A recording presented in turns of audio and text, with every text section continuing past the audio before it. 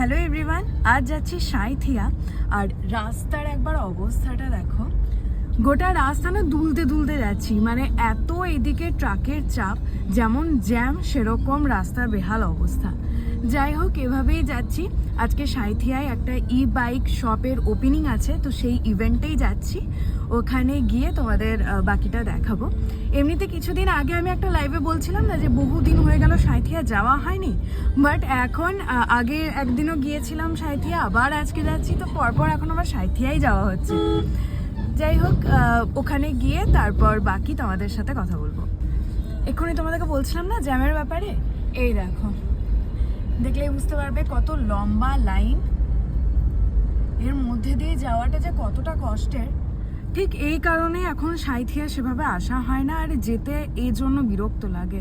Just ভাবো, আর সারা দিনটা কিন্তু এরকমই চলে, মানে সকাল সন্ধ্যা যে টাইমে আসো না কেন এই রকমই দৃশ্য দেখা যায়। সত্যি, যাদের নিত্যদিনের যাতায়াত সাঁইথিয়ায় তাদের কিন্তু খুবই অসুবিধা। সেই শহরেই আজ এই শোরুমের উদ্বোধন হচ্ছে। চন্দ্রদা এই মুহূর্তে দাঁড়িয়ে সারা বীরভূম জেলার কাছে একটি প্রতিশ্রুতি সম্পন্ন নাম। এই মাত্র ঘর এলাম রাজদের বাড়িতে, কারণ এখানেই আমার স্কুটি রয়েছে, প্লাস আমি আমার সাইকেলও নিয়ে চলে এসেছি। তো কালকে অ্যাকচুয়ালি স্কুটিটা আমার নিয়ে যাওয়া হয়নি, তো আজকে সকালে যখন এসেছিলাম সাইকেল নিয়ে চলে এসেছিলাম। তো আমার স্কুটিটা নিয়ে আমি বাড়ি যাব, বাড়ি গিয়ে ভাত খাবো। আর ওদের এক জায়গায় ইনভাইট আছে, তো চলে গেল। আর এই যে ধুলো খাচ্ছে আমাদের মিটিওর, এত সাদের গাড়ি কিন্তু বেচারা বেরোই না। মানে বেশিরভাগ এখন যেহেতু ঠান্ডা, যেখানেই যাচ্ছি রাত্রে বিশেষ করে যখনই যাই গাড়ি নিয়ে চলে যায়। আর এমনি টুকটাক কোথাও যাওয়ার হলে রাজও স্কুটিটা নিয়ে যায়, তো বেচারা এই বাইকটা একদম এখানে পড়ে পড়ে ধুলো খাচ্ছে।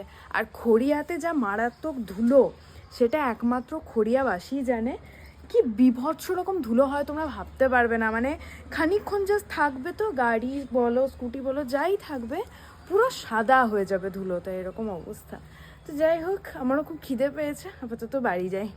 আমার বাড়ি এখান থেকে জাস্ট কিছুটাই। প্রতিদিনের মতো আজও চলে এসেছি বিকেলবেলায় ওয়ার্কআউট করতে। আমার এখানেই সমস্ত কিছু থাকে, আমি এর আগেও অলরেডি তোমাদের ভিডিওতে বলেছি। আজকে দেখাই একটা নতুন রড আমি অর্ডার করেছিলাম, যেটা আজই এসছে।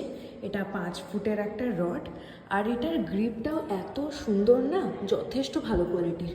ফ্লিপকার্টের জিনিসগুলো কিন্তু সিরিয়াসলি ভালোই হয়, মানে আমার তো বেশ ভালো লাগে। আর এই যোগা ম্যাটটাও আমি জাস্ট কিছুদিন আগেও নিলাম। আমার তো মনে হয় প্রত্যেকের বাড়িতেই, মানে ওয়েট ট্রেনিং করো আর চাই নাই করো, এরকম একটা যোগা ম্যাট থাকাটা খুব দরকার। তাতে করে একটু হলেও প্রাণায়াম বা যোগা এগুলো অন্তত করা যায়, আর সেটা খুব দরকারও।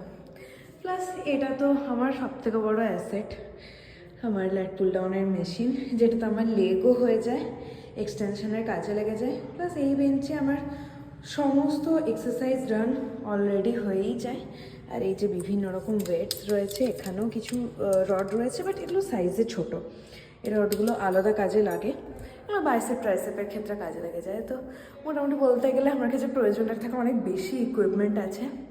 তো যাই হোক, মাঝপথে ভিডিওটা অন করেছি, বাকি ওয়ার্কআউটটা কমপ্লিট করি।